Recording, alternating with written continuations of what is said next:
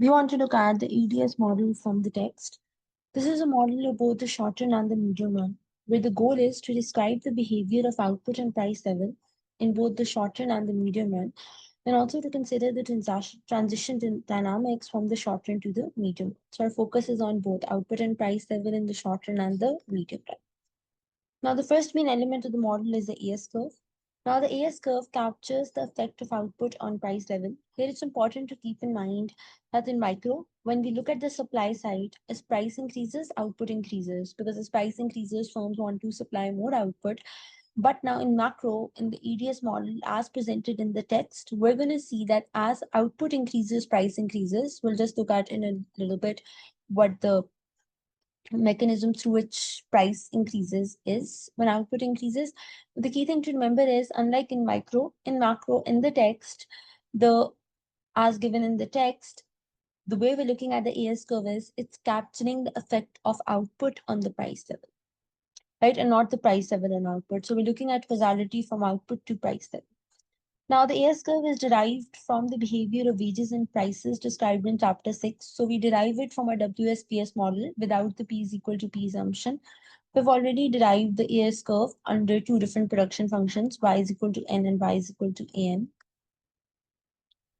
So now we want to look at properties of the AS curve. The first is that it's upward sloping in the YP plane, I in a graph with y on horizontal axis and p on vertical axis.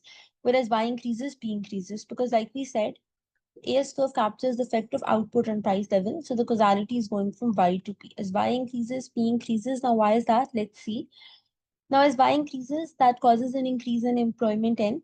Now, for a given labor force, that causes unemployment rate to go down. Because remember, the labor force is made up of employed plus unemployed.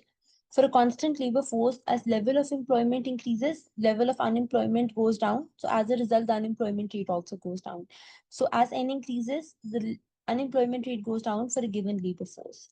Now, as unemployment rate goes down, workers' bargaining power increases. We've already discussed this why, because when unemployment rate goes down, there are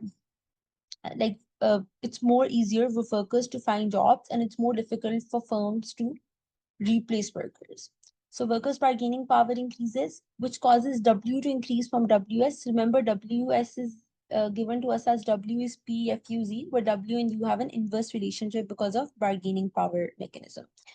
So as W increases, cost of production increases, and from the PS, P increases. Because remember, P is 1 plus MW, right?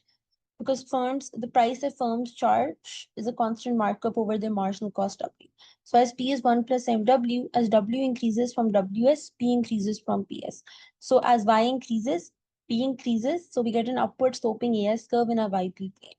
So it's important to keep in mind the causality goes from Y to P in the AS curve, and that happens through unemployment and the wage bargaining process.